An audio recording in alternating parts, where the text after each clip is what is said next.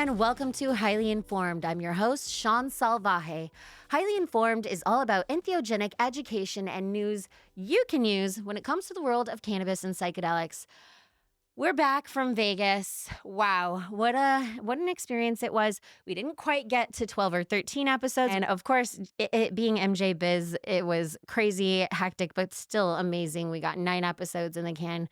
And here we are for the finale. Back in Texas and just in the nick of time. While we were at MJ Biz, we did receive the news that Lieutenant Governor Dan Patrick of Texas is filing a bill, SB 3, and his intention through SB 3 and my good friend Senator Charles Perry, who's on this one, is to ban all THC in the state of Texas. So I have brought my friends from Texas who were with us in Vegas, but we couldn't film with.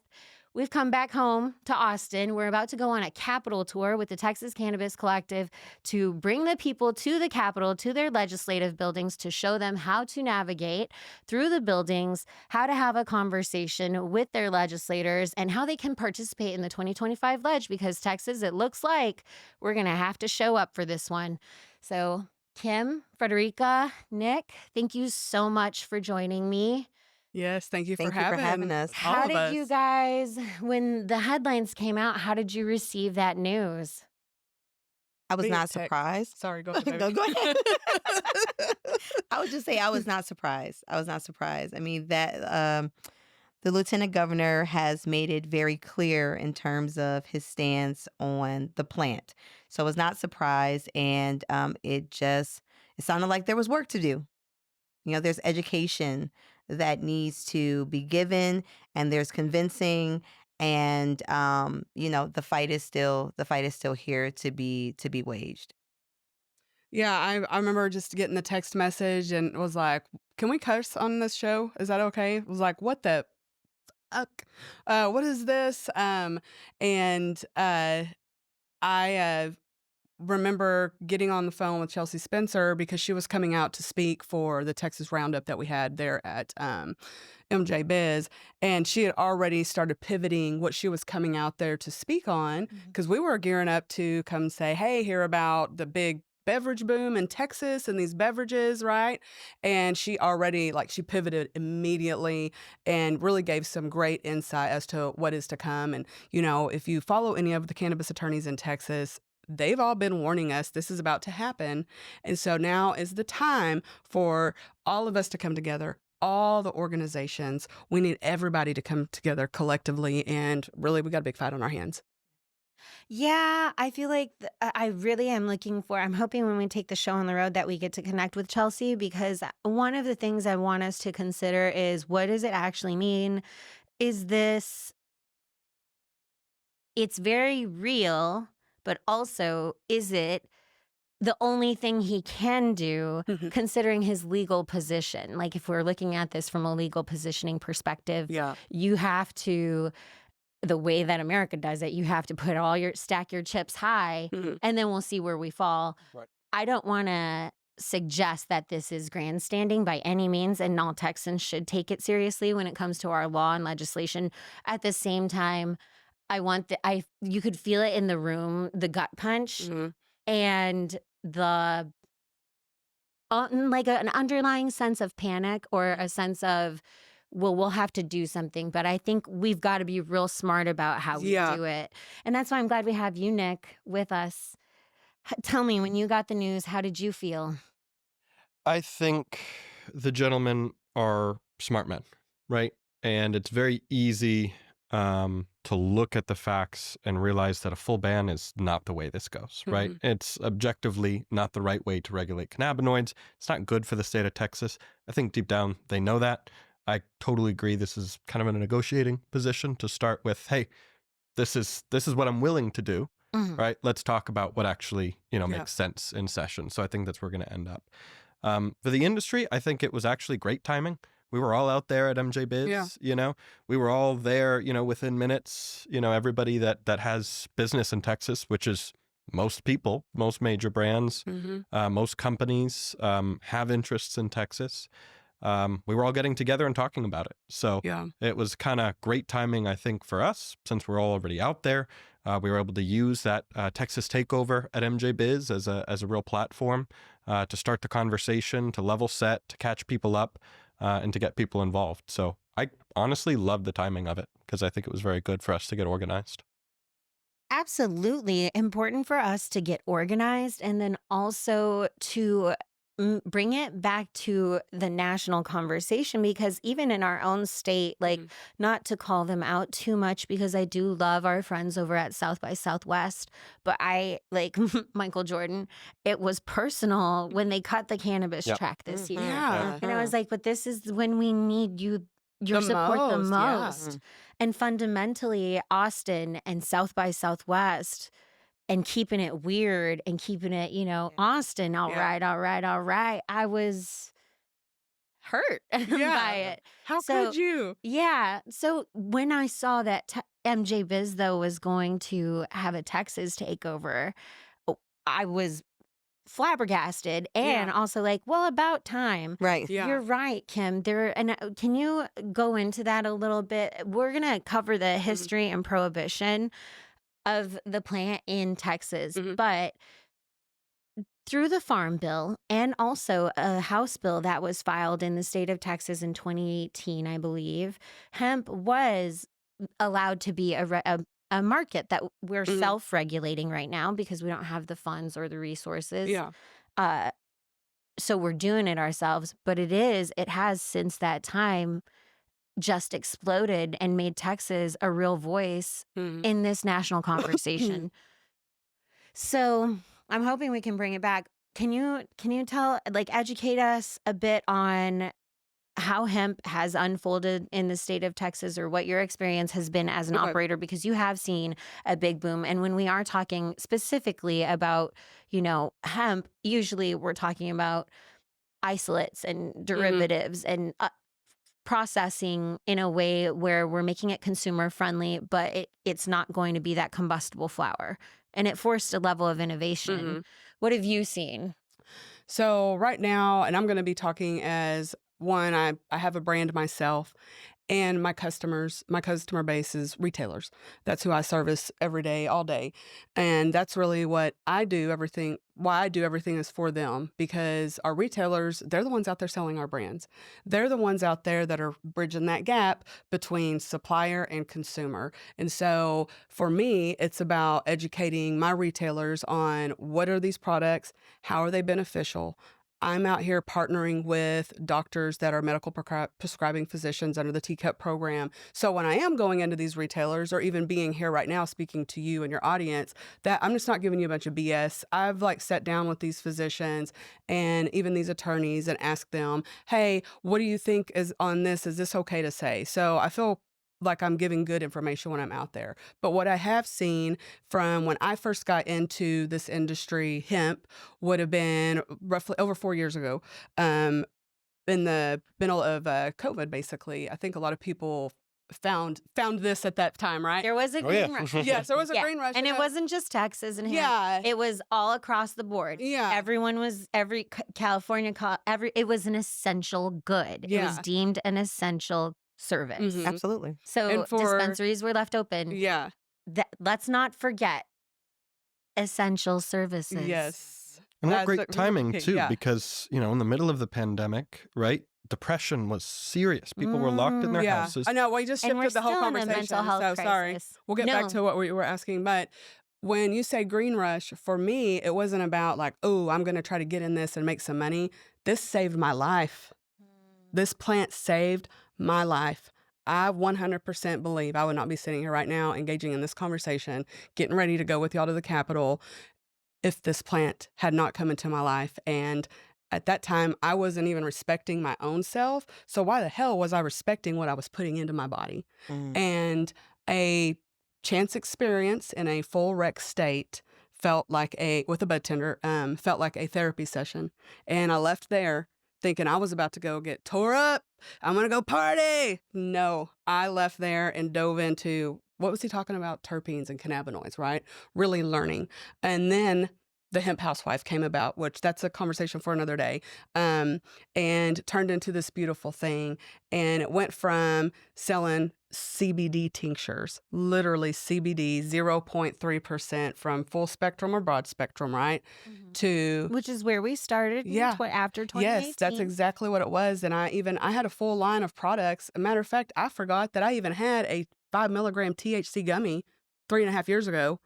And I pulled that out and like cleaning out his thing. And I told my husband, I was like, oh my gosh, I need to go talk about this. Because I feel like I was one of the brands here in our area. Stackable microdoses. Yeah, because it was a CBD and a THC gummy that I had. And I many think years that ago. people miss that. Like, and I love that you bring it up actually, because part of the issue is, there's some misunderstanding between those of us who are trying to self-regulate, because we have not, the state has not helped us to build a regulated market. So we're doing it ourselves.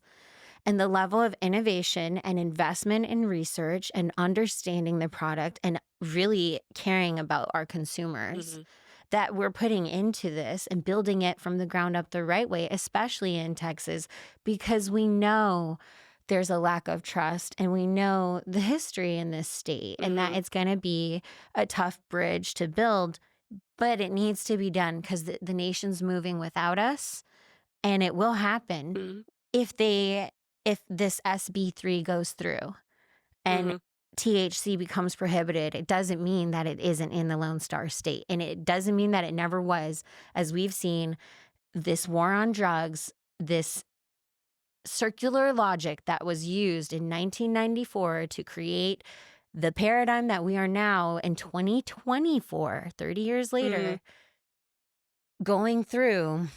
And it just occurs to me, like, if we don't take a look at what we have done and appreciate the opportunity to learn from our mistakes and the growth cycles, Prohibition did not stop cartels, did not stabilize the border, did not lead to all of the promises that they thought. In fact, Prohibition, I would say, is largely why we have fentanyl markets now. Yeah.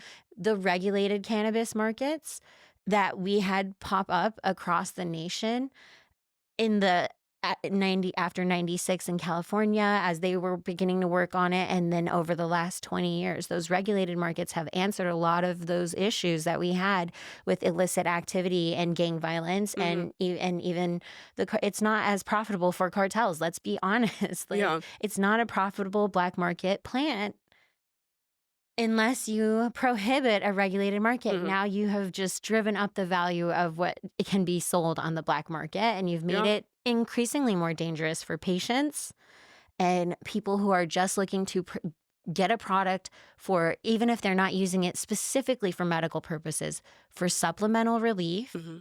Or, like, as you've described, therapeutic purposes, as you shared, and we do have a mental health crisis, and it was essential good during the pandemic because we had this epidemic of loneliness and confusion. Like, unraveling the ball on this, it's a lot. So I appreciate you bringing up your journey from the beginning with how Texans were innovating, how we were figuring out that we could put different molecules together, that there were other cannabinoids that were important. And a lot of Texans were really focused on that, even though it was quietly in our own way. Yeah. Well, and then you get the THCA boom, and that's a whole nother conversation. But I would even, like, going back, a lot of retailers, they're coming now and asking, hey, I'm just looking for CBD. Like, there's still a market for that. And I think we'll see that evolve. So I'm interested to see what, like, 2025 holds with the evolution of these cannabinoids and what we're going to be able to do with them. I mean, I was just going to say, I think there's a market for everything, right? Because we're all different and we're all individuals. And I think what we're contending with in terms of actually having a robust regulated space or regulated market, not just here in Texas, but across the nation, is fear and greed. Right. So in the case of Texas, I think fear is what's leading a lot of these decisions, the unknown, right? Because we are behind in terms of research. Because if you're thinking about public safety, right, and you're thinking about cases that you hear in terms of people having bad experiences, no one differentiates between something that was produced synthetically versus naturally occurring within the plants, or those terpenes or cannabinoids and things of that nature. And so there's this fear of making sure that we're not doing the wrong thing, right? This fear that we are not bringing harm into, into the lives of our constituents, right? But because of that, what is happening is that we're becoming our own enemy, or we're becoming our own adversary in terms of progress, because the reality is this: people are always going to find a way. There's no absolute here. Even with, if we look at alcohol, we look at tobacco, you still have bootleggers. You know what I mean? Like, you still have people who are making stuff in the basement of their homes. There is no absolute. And so what we have to be focused on is, how do we make sure that we are creating a space that is inviting and incentivizing those from legacy, right? Like those traditional, like your weed man, and those who have taken advantage of the fear mongering, right? And that gray area, and the uncertainty, and those loopholes, right? Because markets were not, like, progress was not happening quickly enough, right? And so again, people are going to figure it out. And there was separation between policy and science. And so the people who actually, like, know the plant, know the science, right? Like, they figured out those loopholes. It's like, oh, you're going to stop me from doing this, but I can do this over here. And so what we have to make sure that we're prioritizing is two things. One, always public safety, right? And the safety of the public is centered around research, is centered around knowledge, centered around making sure that we understand and we're really unearthing the full complexity of this plant, right? We see that in Israel. We see that, like, we're seeing that more abroad than we are here, right? Which is a shame, because we really have an opportunity to make sure that, like, we are leading. Like, the U.S. should be considered, should be seen as a leader in how this plant is seen globally, right? Because our policies here have impacted the global community, right? In terms of it being a Schedule 1, right? And how we have kind of, like, demonized and criminalized it. And that history starts in Texas. Like, so recently we had those Nixon tapes come out where he admits that he knows it's harmless. Absolutely. But strategically, it's the best way to demonize those damn hippies. The damn hippies is demonizing the Latinx community, specifically Mexicans, right? Yes. So it was 1915 El Paso. And then jazz, but jazz musicians, right? Like, those three groups. It was like, how do we throw shade there? And I think that comes, without apologizing or being an apologist, especially because I come from a mixed background. I used to say when I was growing up, I'm just naively, I didn't know, and I hope this isn't offensive to anyone, but my folks would ask me where I was from, and I was like a little Texas country girl, and I'd say, I'm a Chicanqui. And they'd be like, what is that? And I'd be like, half Chicana, half honky. What do you? And I thought it was real. I was like, Chicanquis are real people. Yeah. No, I made that up. But yes, we are here. And there's indigenous blood native to Texas. And that's why I came back to come fight for the Lone Star State. Because you're right, Frederika. It's an agricultural product. And I understand Senator Perry says, Texas being an ag state, we approved this industrial hemp thing. And we weren't anticipating what the consumers, though, would want. And what we're trying to do is help the state of Texas build a regulated market that meets what the consumers and the people want, and which they're voting for overwhelmingly in these city ballots. And which is, by the way, for those who aren't aware, the only way you can really get things done in that kind of direction is on that local level, because statewide, we don't have voter ballot initiatives. That's not how we do it. We meet for the ledge, which is why we're all gathering now for 2025. But the reality is, knowing what's ahead of us, perhaps we should have been gathering a long time ago. So I'm kind of curious. I would love to get your guys' perspective. Where did we make mistakes in coming together, not just in Texas, but cannabis and hemp? And what would y'all like to see moving forward, especially as we're preparing for the ledge, and also looking at rescheduling or a federal conversation? We know that at least one of Trump's previous appointees was very pro-cannabis. His confirmation has not gone through, and it doesn't look like he'll be, I think he might have withdrawn. Mm-hmm. But we know that this is a bigger conversation. President Biden recently, with some of the pardons, which we can talk about. But before we stray too far, where did we mess up? Where could we have done better? First mistake is thinking that hemp and marijuana are different. Mm-hmm. They're not. The distinction between hemp and marijuana is an arbitrary legal definition, not a scientific one. Yes. And it drives me and any other scientifically minded person crazy because the distinction is so arbitrary, right? Your body doesn't notice that difference. Oh, this is hemp. I'm not going to get high, right? Or this is marijuana, so it's going to force a high, right? It's all about the chemical composition of the product that you're having and your own natural endocannabinoid system and how it receives those compounds. So as an industry, I think we've drawn up this civil war, this arbitrary fence that is invisible and it doesn't really exist. And it can only hurt us because I think deep down, both sides, right? Everybody just wants natural plant-based medicine. And for consumers, medical patients, customers have access to those compounds. So, having this arbitrary infighting truly only serves to keep prohibitionists happy.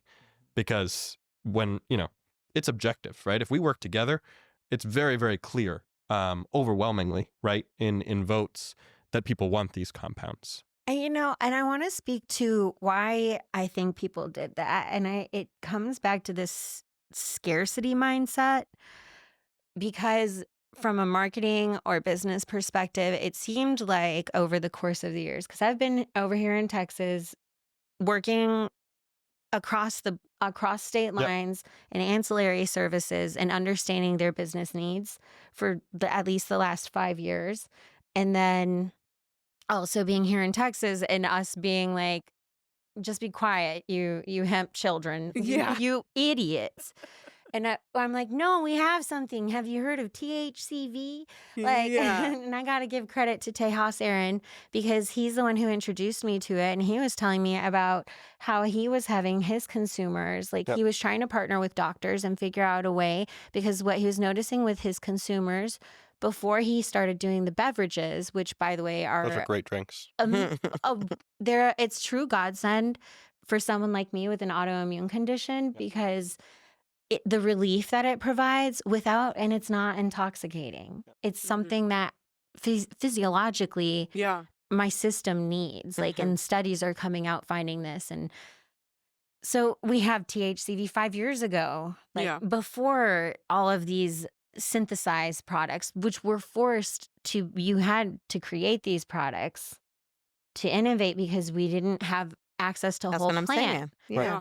It's a good thing and a bad thing, because I think California stopped developing some innovation when they had full access to THC. And based on the science that we had at the time, they thought THC was the thing. Now we're finding there's flavorants, terpenes, aromatics, a full-bodied experience that matches up with your genetic and physiological predispositions. There's epigenetic tests that you can take to see if your system does well with CBD or THC or none at all. And if we had regulated markets, to Senator Perry's point about safety, if we could build these regulated markets, then we could provide that education and those tests to the public, so that someone who shouldn't be consuming it because it'll exacerbate other previous conditions or genetic material, they would know, and then we could protect them. But we can't protect them if it's all underground, if it's all under the table, if it's being run in black markets. Because even if you're a good person in an underground situation, there's only so much you can do. We need help and support from above.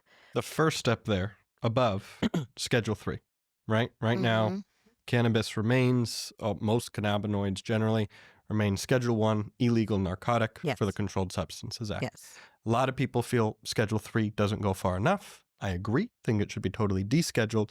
But regardless, Schedule 3 is what has been recommended by our Health and Human Services Department.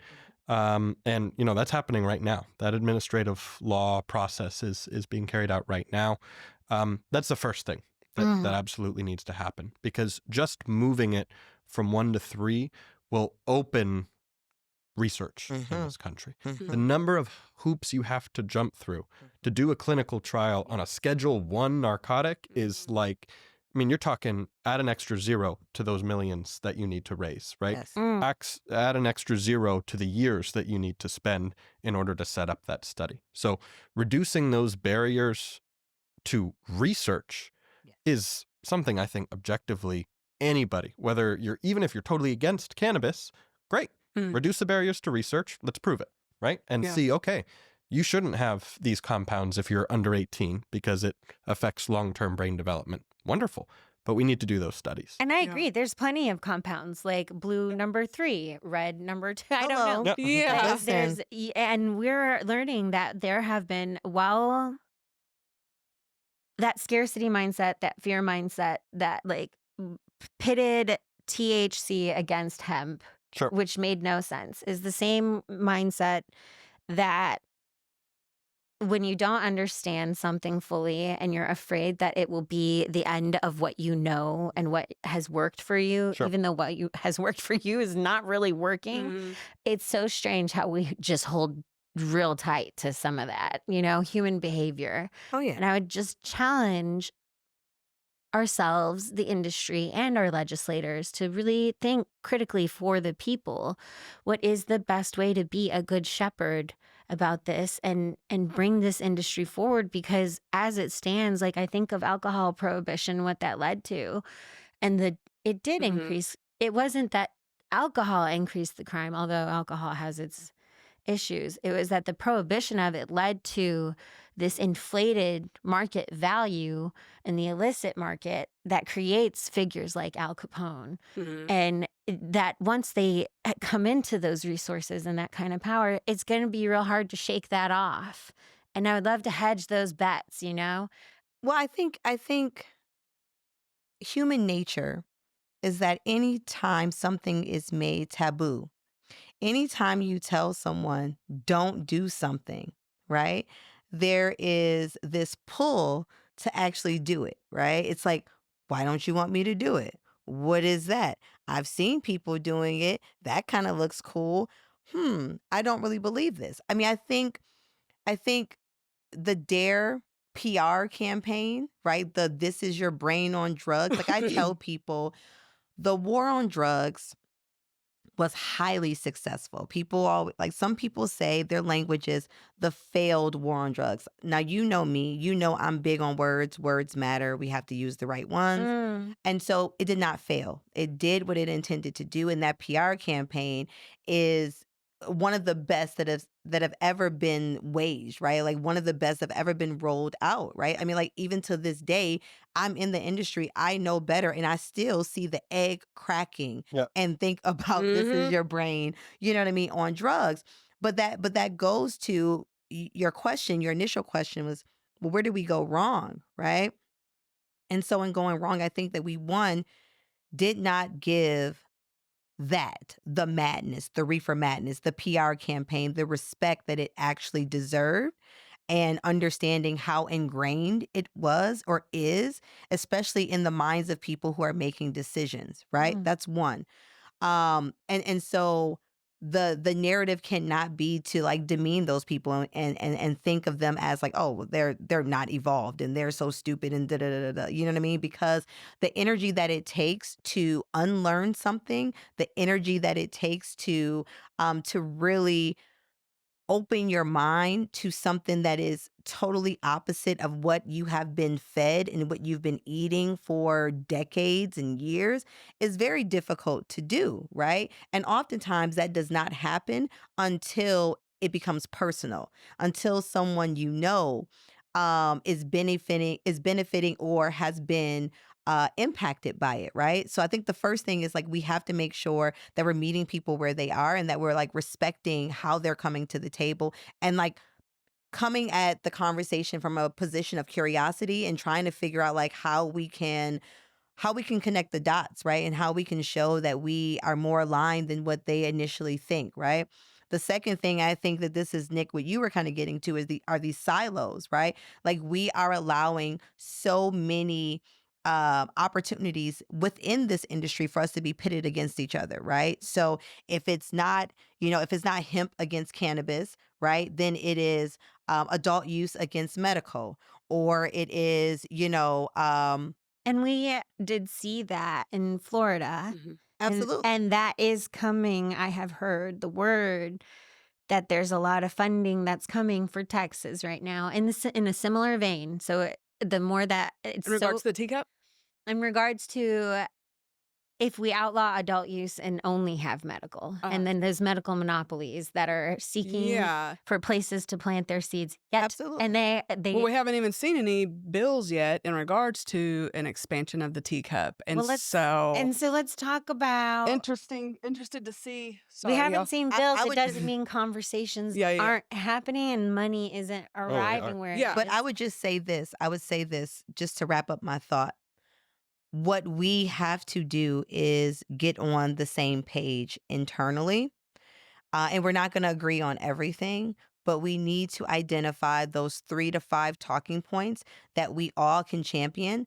Because what happens is we're going to talk to these people who have drank the Kool-Aid and these people who are making the decisions, and we're giving them an out, right? Like we are making it easy for them to be inactive or to not act in the way in which we clearly want, right? And the masses clearly want, because the narrative is y'all don't even know what y'all want, right? I've talked to 20 different groups and all groups are saying something different. And this group is pitted against this group.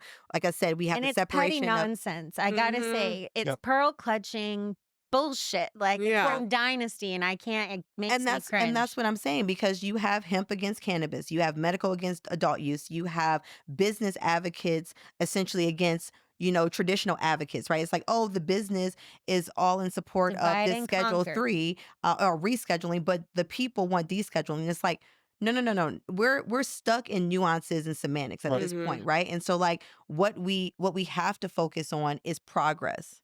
Right? We have to focus on how are we moving this forward in efforts to normalize this plant, right? And the consumption of this plant and the acceptance of it as a well-respected business, because it's already accepted. Like they're accepting the tax revenue, right? Like cannabis businesses have paid this year alone, or I think it was last year, $1.8 billion in excess taxes. So I right? had, someone earlier on the show said, go RICO yourself because they're accepting the government does accept tax money from these businesses. Yeah. So you're accepting it as a business, but you're denying all of the privileges that businesses have, right? And so we have to make sure that we're like creating this situation where we're bringing all stakeholders together and we're not allowing them to silo us and to pit us against each other for the sake of normalizing and for the sake of moving this plant forward in the way in which it should. I love that you say to bring everybody together, because there's several organizations out there that are advocacy groups, and they all put on their own little things. Yes.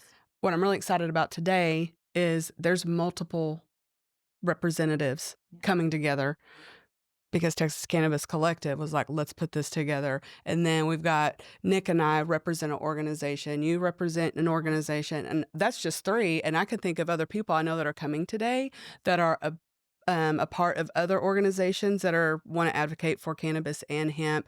And I love that now. We weren't seeing that before. I hope that all the organizations would like to come together, because now's not the time to try to be the one.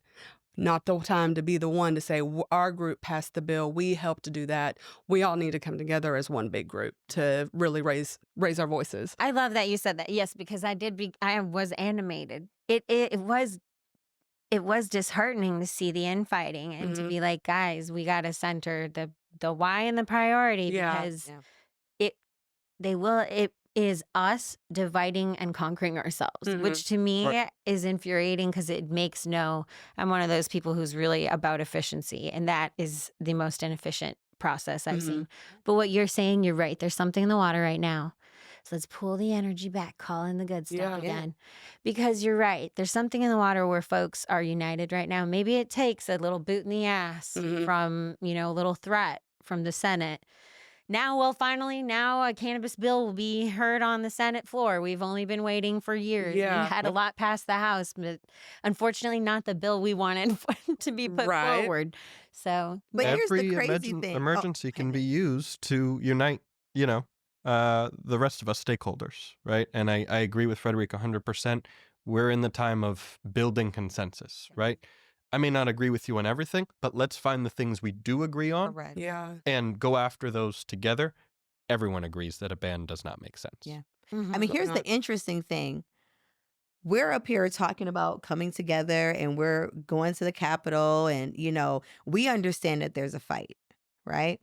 The people, the consumers do not, right? And so then this is where language matters. This is where education and language matters because, and especially here in Austin where, you can throw a stone and it will hit a smoke shop. You know what I'm saying? Like it will hit some kind of business.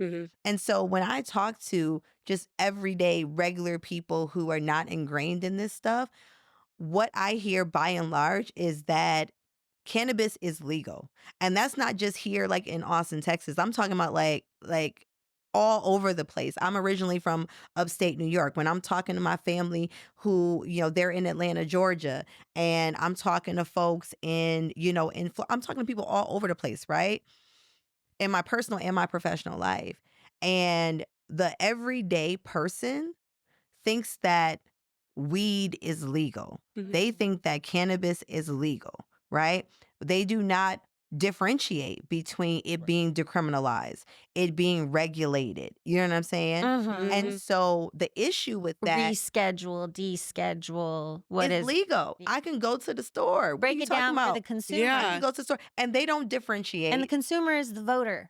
That's what I'm saying, right? So it's not just us in the industry, right? Like we are not the masses. Like we have to make sure that those constituents, that those voters understand exactly what the state of cannabis is because they're not differentiating. Like they don't know the difference between what they get at a gas station versus what they get over here at like a smoke shop where we're doing self-regulation versus what they're getting at an actual and to those regulated convenience space. store owners. They also are just putting on the shelf what the people are asking for. Like we owe it to them also to provide education. We got to solve these problems. So, and I think we got to identify, like we were saying earlier, maybe perhaps I was trying to ineloquently say was that the divide between hemp and cannabis, so many operators who were in THC markets were wagging the finger at hemp because they didn't want Delta 9 or Delta 8 competition. And it was a purity thing, right? Like the purists were like, what is this other stuff you think talk about their testing process? I was in a highly regulated market in Massachusetts, right? Classic THC market, highly regulated. Our price per the gram was off the charts, right? Because these licenses were so difficult to achieve and to open, right? Cost millions of dollars. So I was in that market before I sold that company, came back to Texas, realized I could do pretty much the same thing. There's no chemical difference in the products that I was making, right? Only a legal one. But we could set that company up in well under a year for a fraction of the investment we initially had to raise in Massachusetts to do the same and that's not just happening in cannabis. Texas is becoming a hub of commerce, and I'm concerned. I understand, like, when I sat in on the special session we had a few months ago and listened to the mothers, because I'm a mom, you're a mom, we're moms. Of course, I care about the moms who are testifying and crying because they feel like it's derailed their child's life. Yes. And I want to reach out to them and I want to talk to them about the science. And I want to say, my love, it is likely something else is going on, and that we need to bring some more awareness to this, because the correlation is not necessarily a causation. Yes. But we can't do that or get those people the protection that they need or get the safety and security. Like, you even had brought a vending machine, investment into a vending machine that is more secure even than a person using like automation. Can you tell us more about it? Because that was one of the things that came up on the Senate floor, or not the Senate floor. We didn't get that far, the House floor.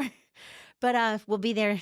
Hopefully some of us will be there. And well, I know that Senator Perry mentioned it in his comments, right? In one of these listening sessions, where someone had put out a vending machine that was not age gated, age verified, somewhere close to a school. And I'm not sure, what that was, what the, details of that case were. But my company has been developing a age restricted vending machine, smart vending solution that has 100% compliance, right? Because you can't pass a fake ID on this machine. It runs it against DMV records, right? It won't sell to you if you're a minor, right? It is physically incapable of doing so. It's a machine. Doesn't matter if your birthday's, tomorrow, or, please, or there's no hidden element. It's either the date checks out or it doesn't. It's got facial recognition to confirm that the person in front of the machine that's presenting the ID is the same person that's on the ID. The software, a lot of that technological capability has come leaps and bounds in even the past couple months. Yes, 18 months. That's usually that growth cycle for tech, and it's gotten even shorter lately. These things are getting smart. So there are solutions out there. I know there are, right? And if we want to have real solutions, I'm certain that we can find them. And it's not those bad actors who are going to put a non-age gated machine near a school, which belong in jail. No one, and I in my conversation with Senator Perry, respectfully, I was trying to share, no one in the industry actually wants that. Correct. And there's some concern that this is like the 90s tobacco industry and that we're preying on children. But the reality is that for many of the people who are in the industry, it's not really necessary to do that. Are you kidding? They're bad customers. They don't have any money. Yeah, exactly. I'm sorry. Their tastes are horrible, right? I want to sell to, and we're moms. Right. I want to sell to moms. Yeah. Yeah. Well, there's medical, there's pharmaceutical, there is supplemental, then there is adult use. And yes, there is recreational application, but none of us I'm not sparking up my kid, it's an inappropriate venue near a school. And I do agree, we would like to have some regulation. We would like to have some boundaries to deter bad actors, and to reward good business owners, good Texans. Why? Because we care about our community. We're from here. We're Texans. Or we're honorary Texans. I still have my 716 area code, so I'm Buffalo, New York to the day I die. But you're absolutely right. I think, again, that goes back to fear. And I think the more that we allow anything to be taboo, the more that we're going to have issues with it. And that's teen pregnancy, that's alcohol consumption, that's anything, right? We're not really dealing with the root of issues. We're doing a lot of band-aiding.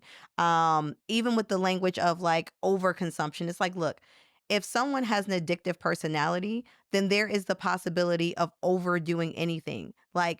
Anything can be problematic. You can drink too much water. You know what I mean? Everything has the potential to be really addicted. Can. I to. almost drowned myself when I was pregnant because I had pica for water, water cravings. Yeah. And the doc, I didn't know it, but he was like, "Ma'am, you can dilute your blood so much that you'll drown." Yes. And so, but we're not outlawing the water. Yeah. We're educating the folks. That's right. And there's the thing about the longer we prohibit it, the more risk we The more actually damage we cause. yeah, Mhm. and Yes.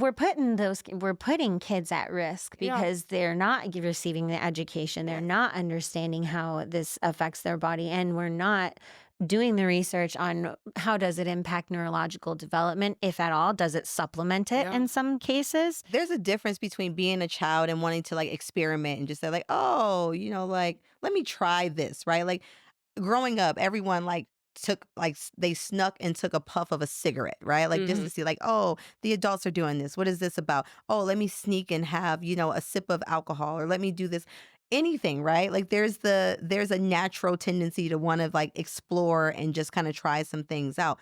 But if we're getting into kids habitually doing something, then again, there is something that we're not dealing with there, right? Mhm. Like there is an underlying issue of them essentially seeking wellness. Like maybe they're trying to deal with something, maybe they're trying to forget something, maybe they're trying to be cool with something, whatever it is. And so the fact that we really don't dig into like emotional intelligence and making sure that, children, even adults, are learning the language in which to express themselves and really identify and be introspective and reflective on what they're going through, then we're going to continue to have these issues of overconsumption or layering Mhm. or whatever, right? Like all of those kind of issues. Again, we're focusing on band-aid, right? And so it to me it all goes back to fear, and especially here in Texas, like there's this huge kind of like fear, right? Texas is very conservative, and there's this huge fear in terms of, well, if we don't talk about it, if we don't deal with it, then like maybe it won't happen. Even here in Austin, right? Like there was this fear of overcrowding. And so there was intentionality in regards to not building out the infrastructure. It was like, oh, if we don't build out the roads, right? They We don't won't build out the come. system, If we don't build it, they won't come. okay, well, Lies. newsflash, they came. Yes. We came. People are here, and it's crazy. Can't avoid it, Texas You folks. know what I mean? Love ya. Like traffic is crazy. The skyline is different now. There are Mhm. high rises popping up all over the place. Texas is not on the national grid. And so our power, like that is crazy when we had that storm, what was like 2 years ago.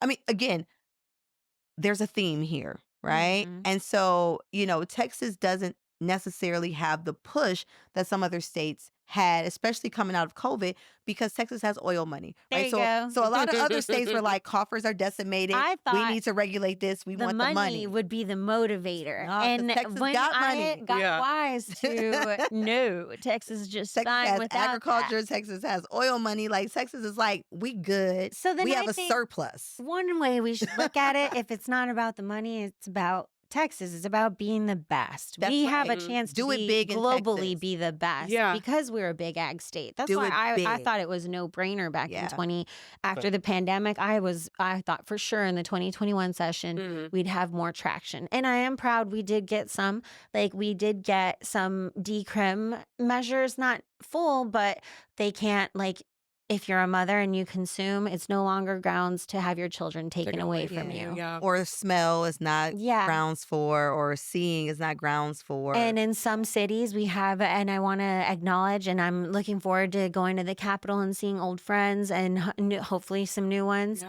But a lot of progress from Ground Game Texas and other partners. And thank you for shouting out the Texas Cannabis Collective. Proud of the work that we're doing there and just really looking forward to leveling up in 2025 to help. But we did see cities decriminalize, and what we Yeah. haven't seen in those cities that have decriminalized or that they're not going to push it because police resources are already tapped. If we're really concerned about safety and well-being, Mhm. if there's a serial killer running around Lady Bird Lake, I'd rather dedicate some resources Yeah.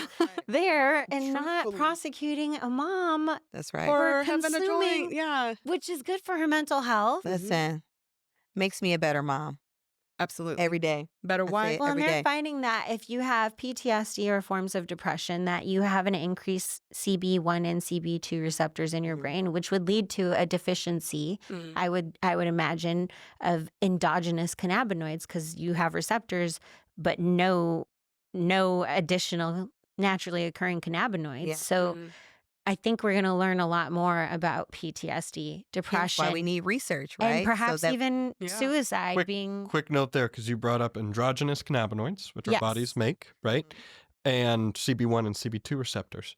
I heard of language that was suggested by a lawmaker, which would define these definitions, right? Okay, so what should be legal, what shouldn't be legal, right? Where do we draw the line? They wanted to outlaw any cannabinoid, any compound that had CB1 or CB2 receptor activity. Like breast sorry. milk? No, your body makes those naturally. Naturally, yeah. Every person listening, Yes. thinking alive right now, you're making natural endocannabinoids in your body Yes. to regulate your mood, your appetite, your sedation, your focus.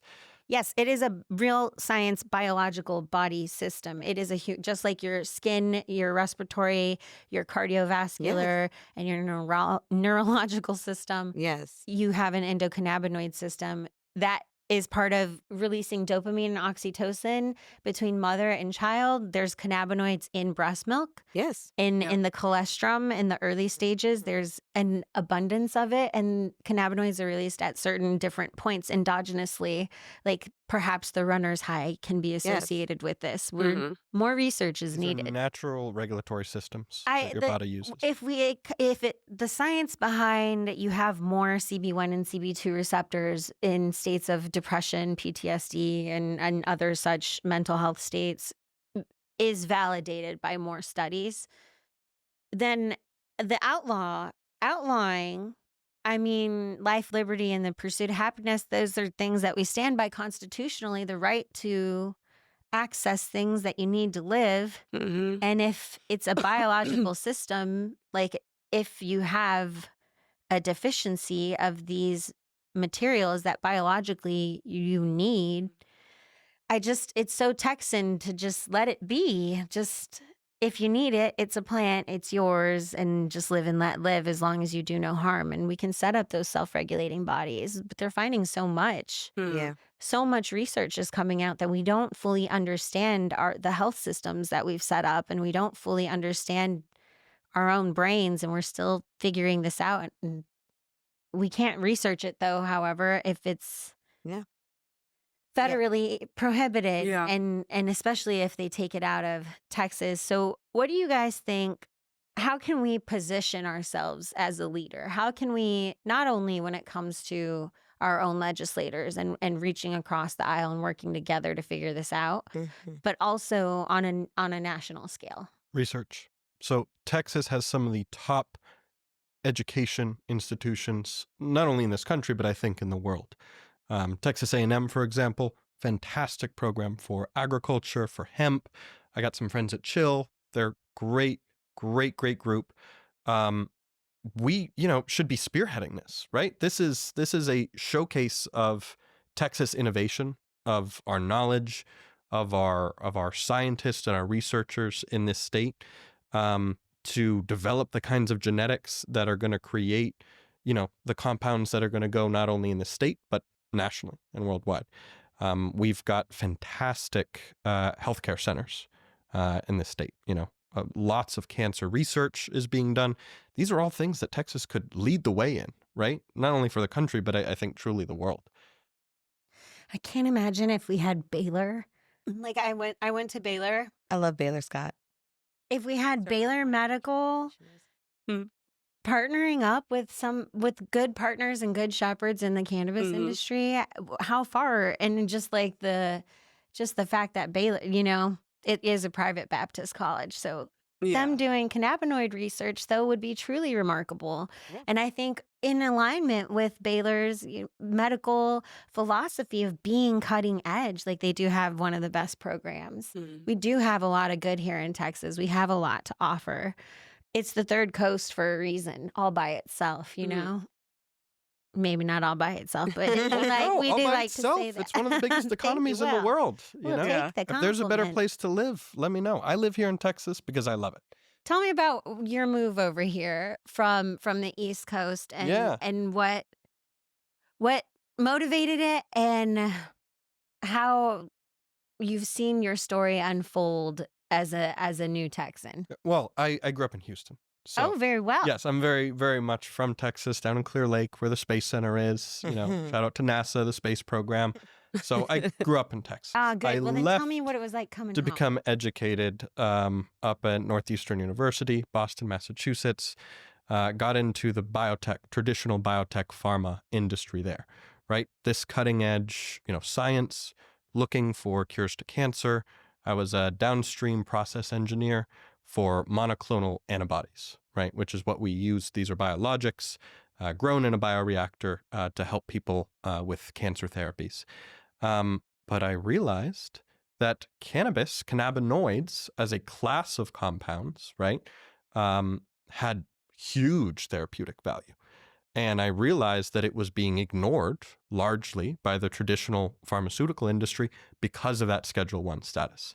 But they know it works, right? They know that there's lots of targets. There's lots of, they call them indications, right, that this can help with. But it's the juice isn't really worth the squeeze because, one, it's a natural plant. So, your big pharma companies do millions of dollars of research, years of clinical studies to tell us what? Cannabis helps with sleep? Cool. Thanks, Big Pharma. I'm going to keep smoking the plants I always was in my backyard, right? So it doesn't really make sense for them in most traditional contexts.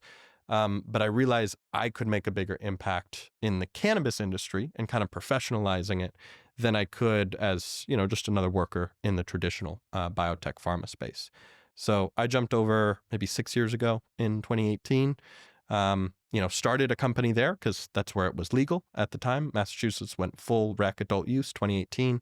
Started the company there, got it, operational, licenses for cultivation, manufacturing, distribution, highly regulated, right? Track and trace, compliance, the whole 9 yards, which I think is eventually where this is going to go personally. But I realized that even there were so many barriers to operational that your regular mom and pop shops, your small businesses just could not participate, right? Without raising millions of dollars in many cases. And I know there's a lot of operators there that are still frustrated, right? We came out of the social equity program there.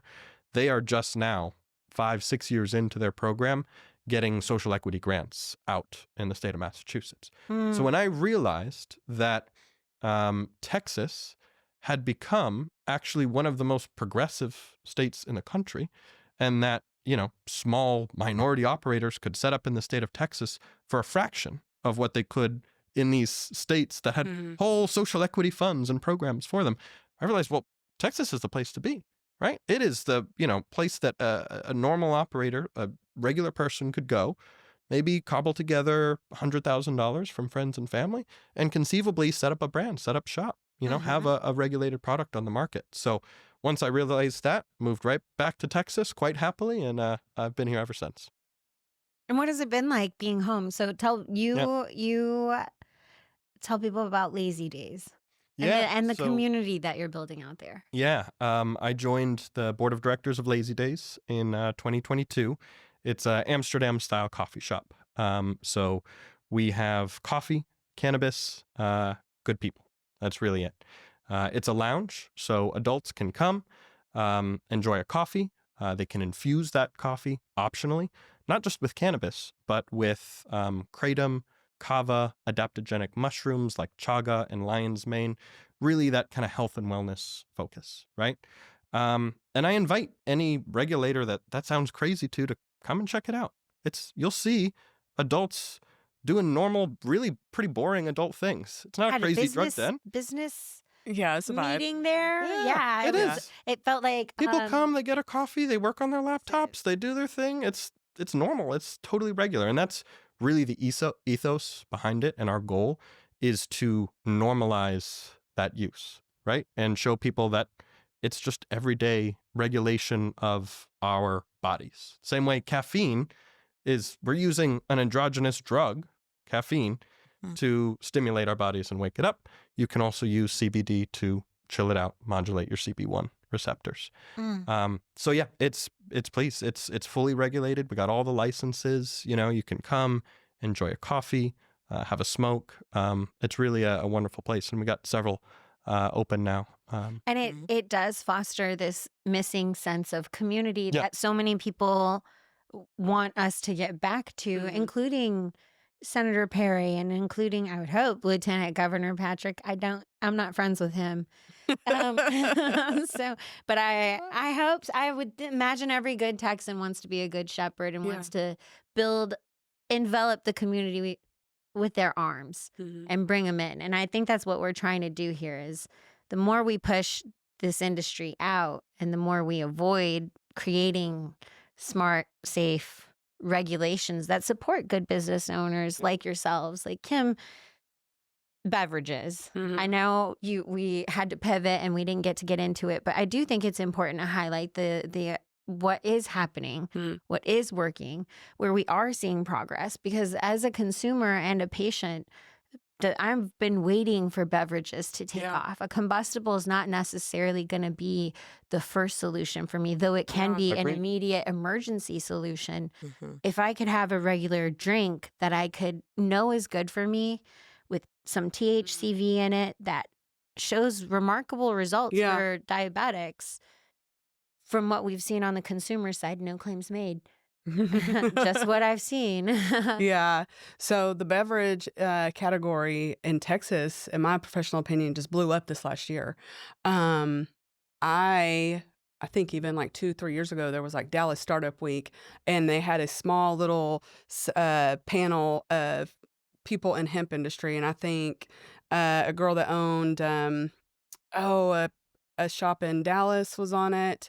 Shada was on that panel, and we were talking about the evolution of products. And I had mentioned beverages we're going to be seeing beverages coming out. I see them when I go into other markets. They're one of my favorites. I have a heavy beverage background in marketing and sales. I did that for 16 years in the wine and spirits industry. And so earlier this year when Powerhouse launched, so I was instrumental in getting that out into market up in DFW. I'll even go as far as say, any beverages you see in Dallas, like that was one of the first ones out there. Now it's oversaturated. But everybody wants to get in once they see something's working. But just so you know, the 5 milligrams are not selling right now, folks. So all you brands with 5 milligrams, just put a pause on those because until they regulate it, because I do feel if they allow us to continue, they will start regulating how many migs we can have in these drinks. And right now, the consumers want high milligram So beverages. I would be one of those consumers because for me, the level of, like I said, if there's what we're seeing, what the scientists told me, so it's coming from research, is that you have more receptors. So if you have more receptors, you have a greater need for more cannabinoids, but it doesn't have an intoxicating effect. Like you can see, I'm sitting right here. Yes. And so when I hear like a 5 milligram beverage, I'm not entertained. You're not getting excited. It's not getting you off. Some maybe like a 40 to a 50, but again, we need to have a grading scale so that way people can understand exactly what they're getting into. Because my 50, which doesn't affect me, is going to be different from someone else's 5. 5, exactly. Who's me. Yeah. I like the 5. I'm super low dose. I love And I do like dosing, stackable doses for consumers because then you can titrate how much you have. Yeah. And getting back to not just focusing on like high milligram, let's blast people off. What I'm finding is I'm hosting events in my area called Elevated Sip and Socials with the Hemp Housewife. And we're hosting these in one of the most affluent areas of Tarrant County, Fort Worth. Oh, yeah. Well, don't think that those Real Housewives aren't consuming. Yeah. you know? That the median home. They've been having the drink cups with other stuff in it. So we're hosting these events in this grocery store in this area in Fort Worth, and women are coming out in droves. So most of them who have never even tried a topical, a tincture, don't even bring up, have you ever had a joint? Because that's just clutching their pearls, right?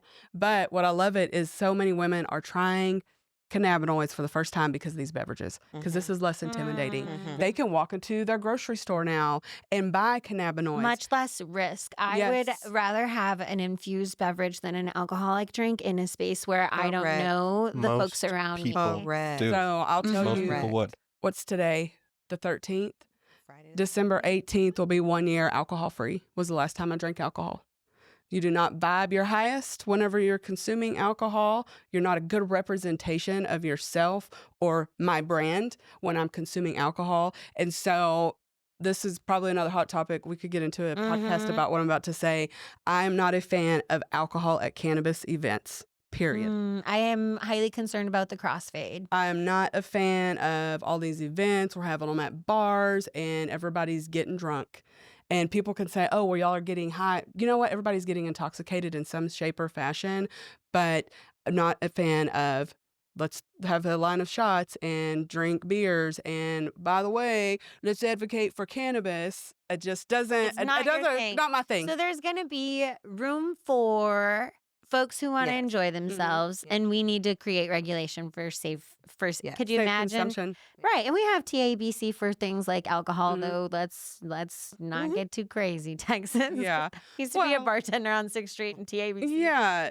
You really obey those rules because I don't think the public understands the bartender gets the license. arrested. Oh, yeah. You make a in trouble, mistake yeah. and you have a DUI and you kill someone, the Yes. bartender can be arrested. Yeah. So There's a bunch from 18 in these highly regulated markets, but Texas figures it out. And I would hope that we could do that here because there is a different market, a market like you, where it's a little more edified. We're wanting to be concerned about our health. That Yeah. I also don't drink much at all, maybe a glass of wine here or there, but very rarely. And I found that the alcohol was just inflaming my body. It was just Yeah. making things more difficult. And cannabis it's relaxing and soothing, and it fills a gap that otherwise I don't know what else would supplement that because I haven't found another natural solution. Yeah. And it is a natural solution.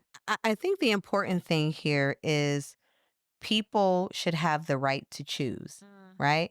People should have the right to choose what they want to consume, and they should be educated and as educated as possible so that they can make the best choice for whatever the situation is. Because, for those who are comfortable with a glass of wine or old fashioned or whatever the case may be, maybe that's okay for your dinner, right? Like different strokes for different folks, and like different situations will call for different things. At the end of the day, you should have the right to choose.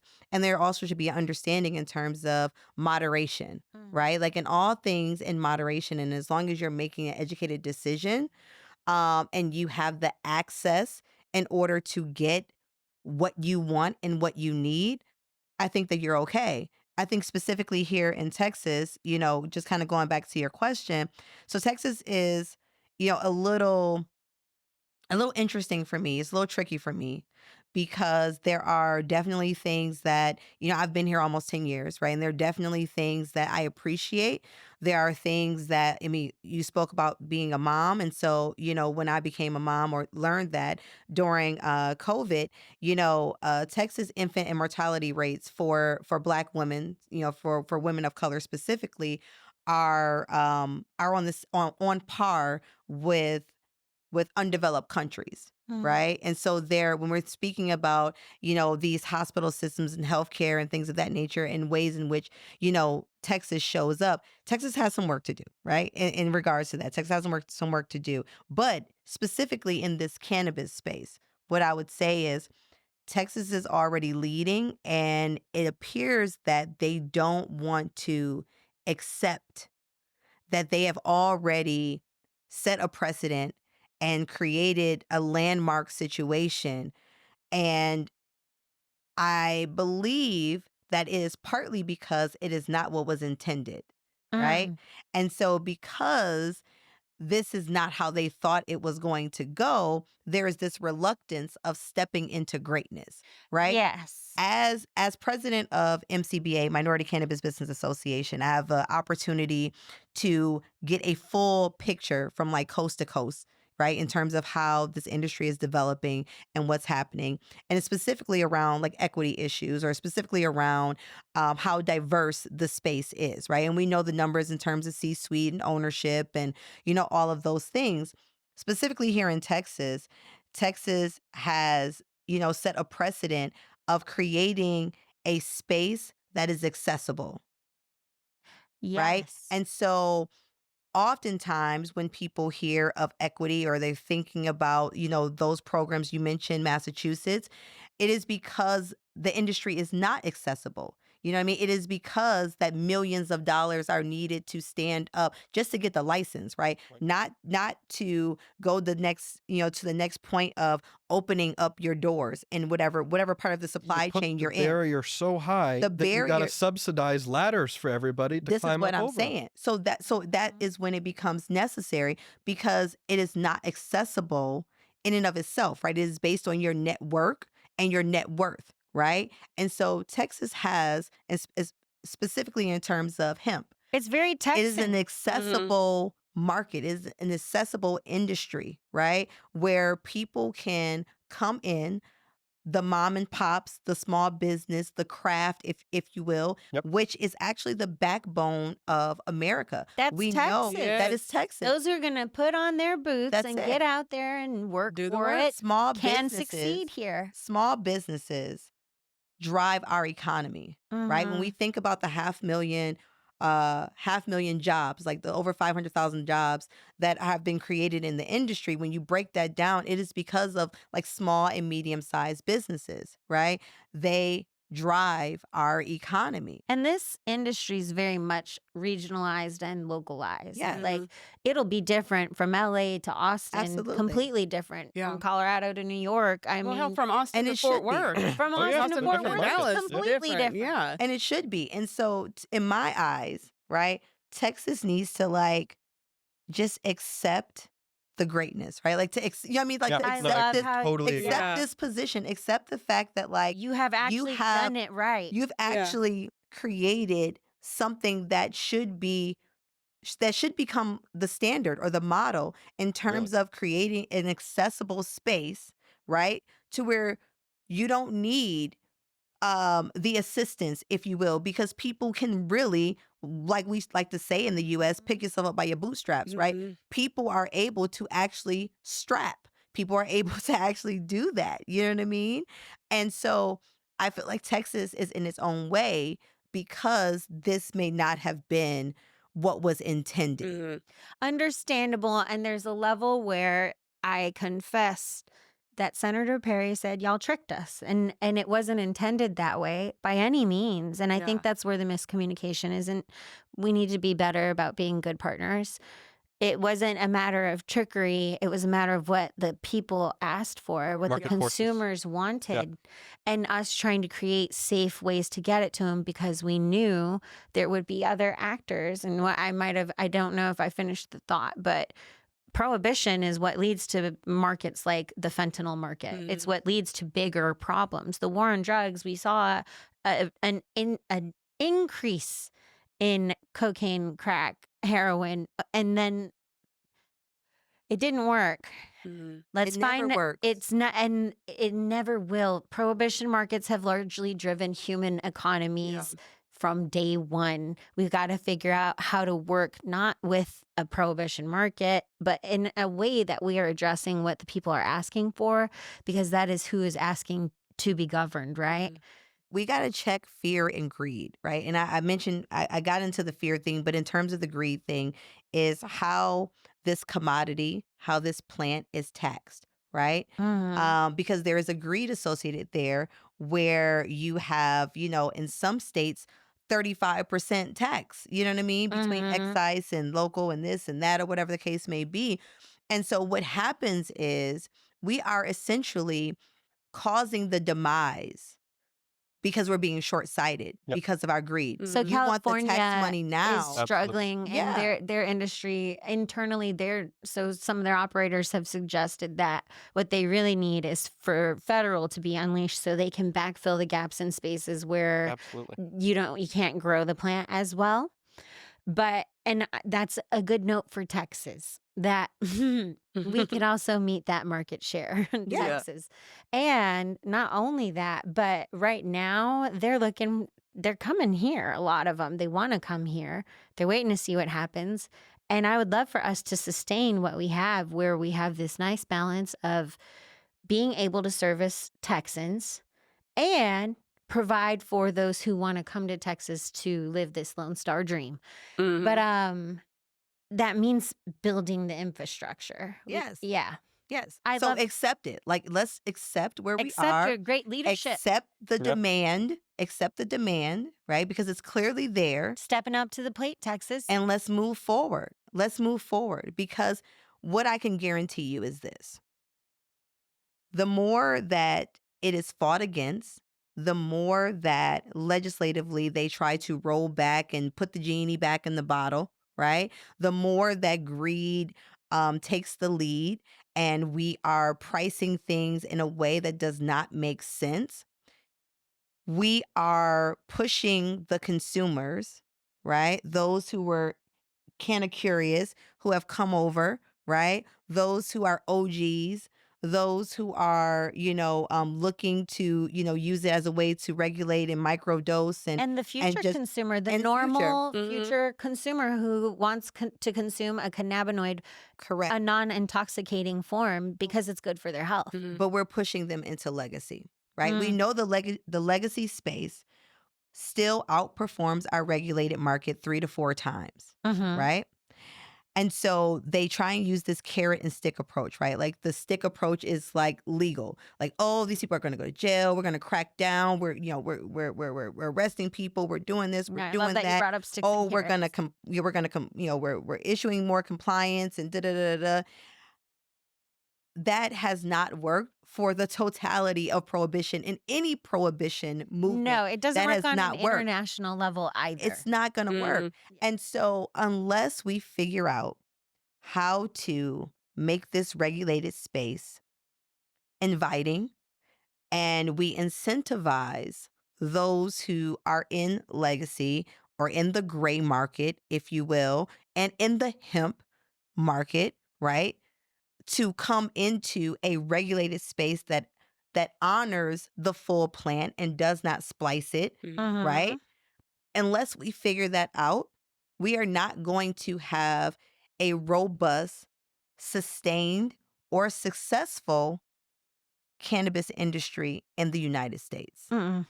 And that's just We'll it. just have a further bolstered illicit market Yeah. that's It a is little just more gonna remain dangerous to splintered. operate in. It's going to remain splintered. I don't see how they'll be able to dedicate police resources to enforcement either because we're already kind of stretched thin and there's bigger, we got bigger They don't problems on want the to. table. Law enforcement officers don't want to. No, That it's is exhausting. They're like, are you kidding me? Paperwork. Yeah. There's Like, the bigger fish paperwork to for this. fry. There's Exactly. real These violent are criminals out there. Yeah. Yes. Yeah. And also, I'll It's a say lot. this, right? Because I am new to cannabis, right? Like I was a drinker, I didn't And start on Us my saying consumption we don't journey. drink, I don't judge anyone who enjoys a cocktail. Yeah, no, No, I no, I yeah. still have a cocktail every now and then. Don't get me wrong, but what I'm saying is like I didn't start until I was 28 because I drank the Kool-Aid, right? So it was like your brain on Mm. drugs, right? Like the hypocrisy of it all, right? Where I can get like I had a very good tolerance. I can drink grown men under the table back in the day, and so like again, like I said, the hypocrisy of like how I value this or how I see this versus this. But I say that to say is that you have a lot of folks who are a lot of us geriatric millennials, you know what I'm saying? Like us older, us 80 babies, Mm. where our livers are not processing liquor the same way. Mm. You know what I'm saying? And we are coming over, and we're trying to figure out the space, right? And we're trying to figure out where we fit in within this space, Mm. right? And so essentially, right, we can either do this the right way and have the education and bring us in, or now we listening to our homies who are OGs and they still have a weed man. Mm. You know what I'm saying? And so at the end of the day, it is important, right? And it is essential in order for this industry to last and to be here and to sustain and to stand up in the right way, that we have to figure out how to stop splicing. You know what I mean? Yeah, we got to stop creating these imaginary divisions Yes. Yeah. amongst ourselves. Even when it comes legislatively. Yes. I understand we're upset. I mean, the election it's been intense, America. Yeah. But as a child in between two worlds, you know, like growing up split between them, I grew up split between Minnesota and Texas, and I'm Mexican and American and all sorts of other things. Mm-hmm. I'm a little melting pot, but the kids would like the division and the anger and the lack of forward progress because we're so busy getting our PR moments. And for CNN, we would like it to stop. I feel like Americans are tired and we'd like to make some progress because at the end of the day, there's a level of mediation we know we need to go through, and we cannot continue to arbitrate our country this way. Like, it's not working. Well, and at the end of the day, we actually want the same things, and some of us are willing to compromise for greater goods, or to welcome all into that. But at the end of the day, like, everyone wants their family to be safe. You know, at the end of the day, everyone wants to be able to earn a living, right, and not have to work 3, 4, 5 jobs in order to do that, to provide. We want safety, we want provision, and we want, a reasonable quality of life. At the end of the day, everybody wants that, and the way in which, again, going into the nuances, right, in terms of how we get there, and how some people see that we have to get there versus others. But at the end of the day, like, there are more similarities. And even in this election, I mean, like, what was clear was that, messaging targeted fear, and it targeted things that people were scared of. Like, they were scared about safety. They were scared about being able to provide for their family because, jobs are leaving. The U.S., we don't make anything. Like, we are a country of import. You know what I mean? Like, we don't have those natural resources where, we are exporting them. Like, we've gotten away from that. We haven't been there for a long time. I'm thinking about, again, I'm from Buffalo, so I'm thinking about steel mills. I'm thinking about, I'm thinking about cars. You know what I mean? Like, those car plants. Coal, right? Like, we fought so hard to keep some of that stuff, and when it went away, we didn't, like, really have industries to replace it and to make sure that we Hemp and still, cannabis. yeah, And this is you know what one I'm saying? where So the here's another one. horizon is limitless Yes. because the research, like when we got into, it's not just THC, there's flavorants, there's aromas. So now we've just opened 5 new research bodies. Like, Yeah. we'll need some scientists and some students for that. And let's we'll make need sure that there are scientists and people who are not just looking for the bad, because there's a lot of research already out there, right? But who is behind the research, and what the goal I of think the when you have a research was. federal You know what I'm agency, saying? yeah, the DEA, when you have a federal, and I just have to say, like, having worked for the Department of Defense, and being a Texan who's very much, I'm more state rights, less federal, but I understand some federal removal of barrier is a good thing. I think, like, any good Texan, we like to manage things on the lowest level, on a local level, Yep. if we can, and with the least amount of government interference where possible. Texans are deeply independent, right? Yeah. I don't think that we're very conservative or liberal. I think Texans especially, I think most Americans generally, but Texans especially, are highly independent, right? They want to make their own decisions. They want to have their own ideas about multiple different topics. So, I mean, I think that's kind of what, we've been getting at and saying is, let adults decide for themselves whether I want to drink or use cannabis or use different cannabinoids. Let me decide that for myself. Let these towns, cities, localities decide that for themselves, right? And Texas, as we've said, is far big enough to have multiple different markets, right? Austin's going to be different than Dallas. I know that. Absolutely. Right? So let them have their the own. cities are going to be different from the rural areas. Totally. And I think it should be left to the constituents to decide. You're right on, Nick. We're very independent people. Yeah. I think that's the good thing, and that's what's made the hemp market successful, is that we innovated, independent, and we did it the right way. We did it the right way. You're stepping into leadership is a really great framework to look at it. With the 2 new bills that we have Senate Bill 3, which is the all-out ban. Let's give the folks a little shot of hope for those independent spirits who are going to come out to the ledge and participate this year to become a part of something that, yes, is very much in support of that Texan spirit, but also in support of the other thing that makes Texas, which means friends. And right, Tejas means friend, building community and bringing us together. So we've got 2 House bills that are going to go through. One introduced by Representative Jessica Gonzalez, which would legalize recreational cannabis for adults over 21. Or adult use. Maybe not recreational. Adult use. Yes. But yes, we do. And we do need to be mindful of language. Mhm.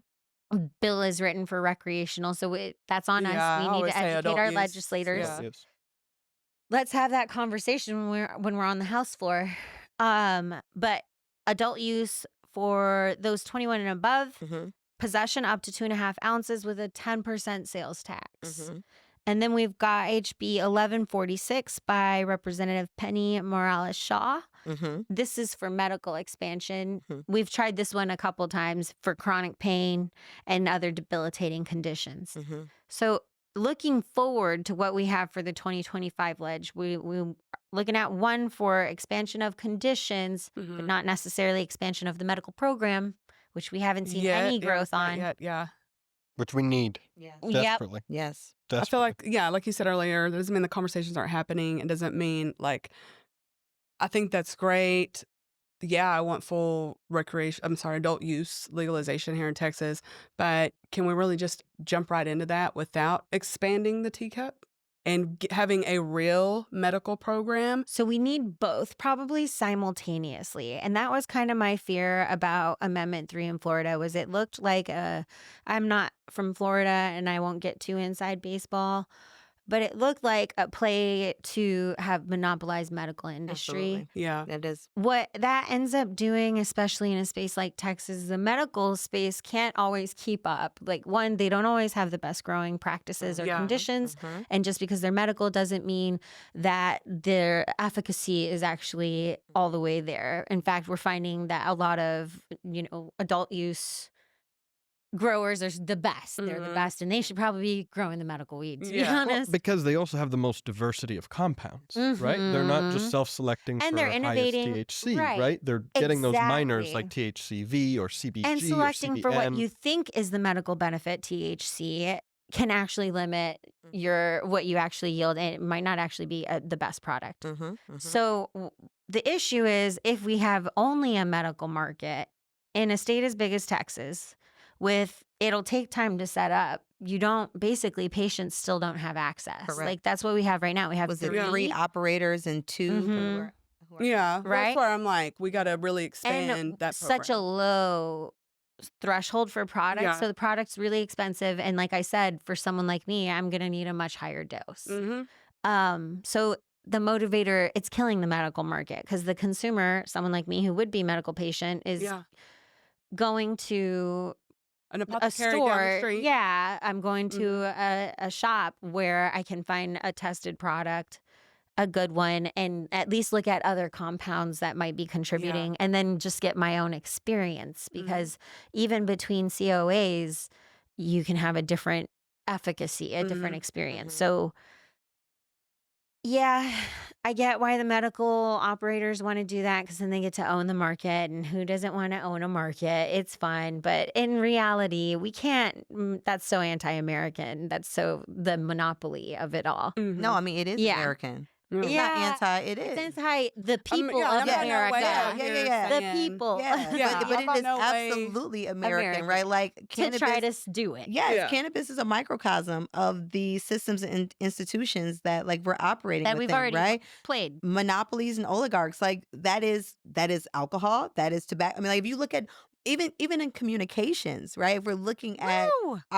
where our news comes from, right? Like, there are like 3 or 4 at the top that own everything and siphon it down, right? Yeah. So, like, we are a country of monopolies and oligarchs, right? Like, that is who but we a country are. of folks who are trying to fight that, because Yeah. fundamentally we're not supposed to be. Fundamentally, Yeah. that's No, the not. people know. The That's, people, the- right? right. that's right. why you see right now, I don't know much about the media, journalism industry, but I know enough to see that people are starting to tune in to Oh, I social think media. they're They're getting starting the to tune in message to that non-traditional independent because journalism they're is tired going to of become traditional broadcast. exactly. Well, and the people want to feel represented and heard. You get to a certain point in your relationships with your government, your media, or any big entity, your job, like a corporation, where you're like, hey, there's a lot of taking and not a lot of Right. giving here. What's And also, going it's on? like, this doesn't sound right. Like, I Yeah. mean, I remember being in school and we actually had critical thinking, right? And I know that that's not something that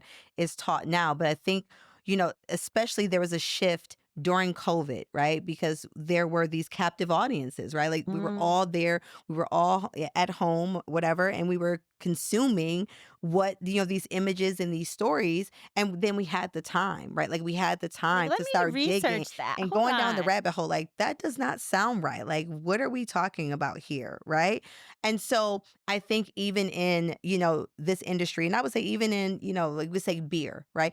Yes, there are going to be people who want Coors. There are going to be people who want like Bud Light. But then there are going to be folks who are like, no, I want craft. Like, I'm looking for my local producers, or like my local, folks. Especially for this, it's going to be real relevant because Yeah. environmentally, like we're affected, Texas and the pollens and the allergens, 100%. Oh, these allergies, God. our My environment gosh. affects us. So what we're consuming plant material wise, and they're finding this with food too. Yes. Like, you want to consume from your local region because it's probably the nutrients that you need Right. given the environment you're in. Correct. So there's going to be a space wildflower for honey. that. There There's you going to go. be a It's the space for solution for that. allergies. There's Yeah. enough. There's enough. There's like room for everyone at the move the table. greed. Even medical folk. Yep. There is enough. Well, and the supply and pharmaceutical demand is science here. will be way different Yes. from just regular consumer science, because they're going to formulate know it that. and Yeah. they're going to put it into a pill form, It which needs to has its be application. GMP,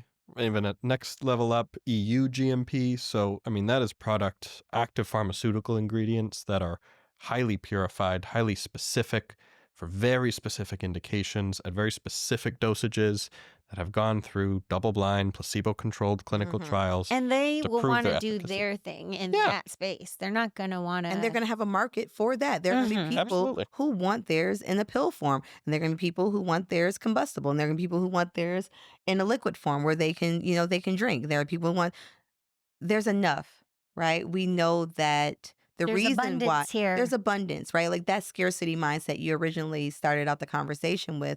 We know that the demand is there, right? Which is why we're standing up this industry in and of itself, right? Like that's what the war on drugs showed us, right? Like through, property being, being absconded and things of that nature. Like it showed that this was a very profitable profitable industry, or could be a profitable industry, right? Like that this plant, that there was definitely a demand for it.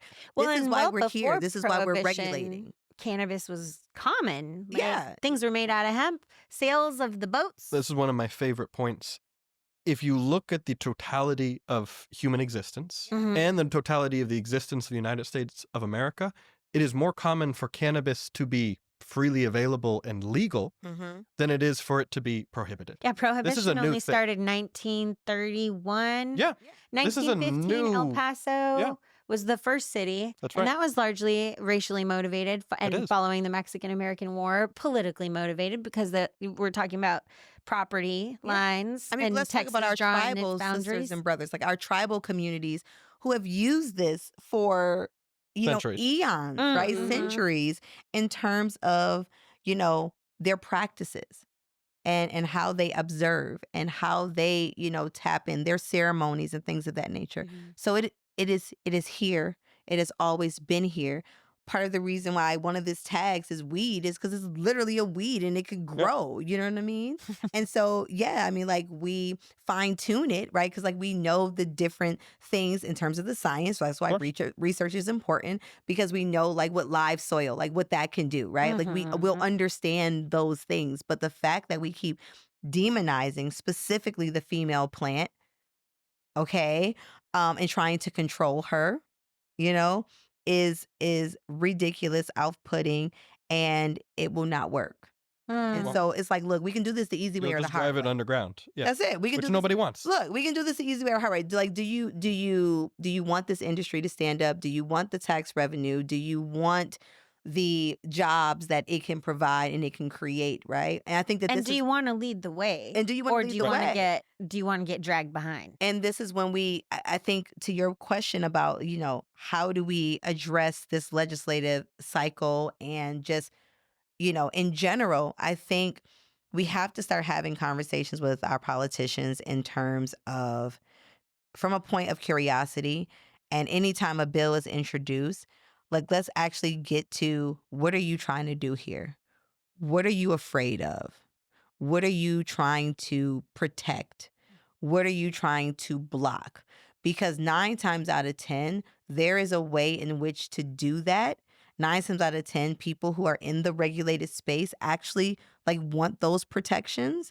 And there's a way to do it without demonizing and without recriminalizing the plant and people. So what we need to look at as we're looking at SB3 is what are they really asking for? Yes. And the large thing they're worried about public health. Okay. So So some are of it we. is an Yeah. education thing where we need to, all some of it education. is misnomer because we're bringing some reefer madness science and data into a modern day conversation and we know, President Nixon himself said, oops, that was a card we played. Regardless, we have more science, we have more data, and we're understanding it better. We need to bring that to the table and also reach across and better shepherd the conversation around public safety, what good business owners and good Texans are doing because they care about their community. If you're an operator in any space in cannabis, and unless you're one of the big boxes, which is there's very few of them, you're operating on that mom and pops level and your community matters. Like Mhm. people aren't going to come back if they don't have a good experience. Correct.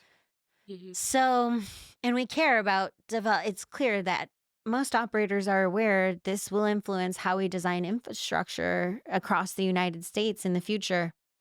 So with that said, what are y'all's best hopes or dreams for this legislative session? How are you going to show up? Give us your top tip and how you're planning on showing up as we wrap up. Starting today by helping be an extension of the collective and being a part of these tours. It'll start again next year whenever I show back up at the Capitol with any organization that is going to be hosting a day out there. I'll be talking with Austin about helping me organize a Canna Mom Day at the Capitol. Really want to put that together and invite all the women out that are mothers who use this plant for their overall health and wellness to come out and let's go speak to our representatives. That's how I'm going to be showing up and using my platform as a voice for the industry as well. Frederika, how about you? What do you have planned on the horizon? Yeah, I would say ditto. So I think I stated earlier that I am the president of the Minority Cannabis Business Association. And we, the board just unanimously voted on our 2025 priorities. Very excited about those. And it's centered around, flipping the organization on its head, right? And so we're going from a top down to a bottom up. It's all about grassroots. It's all about local and the state level. I know that the federal is there, but there's some time for that, right? And whenever that does happen, they're going to be looking to how localities and states have fared with this, right? Like they're going to be pulling language from there. And so it has to be the focus for myself in showing up is making sure that dots are connected, that we're breaking down silos, right? Like we're really building a movement, really making sure that we're building and bringing people together, all stakeholders, showing where we are more similar and where we have, where we are aligned versus wherever those nuances are and those differences are. Let's like focus on that. Making sure, like I said, we're connecting the dots on the local and state level to like what the national kind of like themes are. Coming up with model language so that we're working smarter, not harder, because it shouldn't be you spending 10 hours over here for language, them spending 10 hours over there. Like we should really be able to have a hub, if you will, of where people can go for at least a start, right? For at least a start, and to make sure there's like a base level, that there are points that we all want included in things, right? Like as we're moving to normalize and regulate this plant. And I guess the other thing I would say the priority is revamping our equity report. So in 2022, we released a report that was heavily, regarded from regulators and legislators. And because it was fact-based, right? It was really an account of like, what state are we in, right? And not like the bias or the emotions and things of that nature. And so it is important for that to be brought up to date.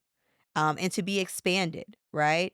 Because oftentimes we think our politicians are experts in this and that they know what's going on. We know that they share language. Like we know Massachusetts is sharing language with Colorado and Cali and all that kind of stuff. Sometimes they don't even take the other state off, right? So we know that this stuff is happening. And we have to remember they're writing laws. So there's a way that that's done. Correct. And so what we want to do is we want to make sure that we are making it as easy as possible for them to understand and to have language that is not just theory, but is also rooted in practice, right? How this stuff, how the mom and pops will actually engage with it. Because at the end of the day, we want the same things. We want public safety too. You know what I mean? We want to make sure that we have a tax base where we are taking care of our communities, and especially those communities that have been disparately impacted and disproportionately impacted, right? We want the same things, right? And so it's just at this point, how do we get there? And so that's the focus. The focus is, how are we making sure that we have a unified voice? How are we making sure that we're leading with curiosity and that we're leading with facts, and that we're also leading with the fact that we all want this? Let's get there. Absolutely. Nick, how about you? To that, I think I'm going to try personally leading with empathy, right? I think we need to understand other people, where they're coming from, what their issues are, what their fears are, right? And we really have to empathize with them to understand that. And from there, we can build consensus. Yes. There we can build agreement. So I'm looking forward to all of these organizations, right? Medical and adult use, the different organizations that exist in Texas, beyond Texas, right wing, left wing, all coming together and finding the common ground where we agree. Yeah. Because I actually think it's rather broad. I think there's a lot that when we get down to it, we will agree on. Mm-hmm. So I'm looking forward to those groups getting together, having the real conversations like this that are going to hash out those issues, right? Figure out, where the extremes are, where the consensus definitely is. And I'm certain once we do that, we'll realize prohibition is not it. It's never been it. It's never worked for this country. It's not going to be the answer. So I'm really looking forward to what that consensus determines the answer to be when we realize it's not prohibition. It's going to be a no on SB3. And seeing, the kind of new bills that come up, looking at all these other laboratories of democracy, right? That are these other states that have rolled out these different regulatory programs. We've got a lot to pick from. And Texas is already a leader. So I really do think that we can lean into that, pick the best from some of the state programs we see, and fully embrace that leadership role that Frederika's talking about. I love it. Yeah. I think that's a great note to end the show on. Texas, we're just calling on you to step into your greatness. Yeah, you're already there. Yeah, you're already there. You deserve it. Everybody loves you. We just want to give you your flowers. Yeah. Folks are coming over, and we're just trying to find a way to help make progress, build bridges, be good neighbors and good shepherds. For me and the show, I'm excited to get on the road. We are manifesting a lot of things, but before we get to Cannabis, to Frederika and Nick's point, we've got to start local. So Cannabis in 2026, 2025, we'll see. It I'm was down. suggested. I like the idea They of have going great international. lounges there. I have heard, but before we do that, we're getting on the road, Texas. I'm coming to see you. So if you are in the Lone Star State, hit me up, because we are going to throw it all the way back to my old photojournalism days. I'm going to put the camera in a bag, hit the road in the Jeep, and I'm going to come meet y'all. I want to meet growers, everybody. If you're in the Lone Star State, we're here to capture your story, because that is what it's going to take to flip Texas and to bring us forward into the light. But as always, don't rage, Don't rage against the dying of light. Try to be a part of sparking some. So thank you so much for joining me for this season of Highly Informed from Vegas all the way to Texas. We're about to head to the Capitol to do what must be done. And then I'll see y'all on the road. As always, stay elevated and stay highly informed.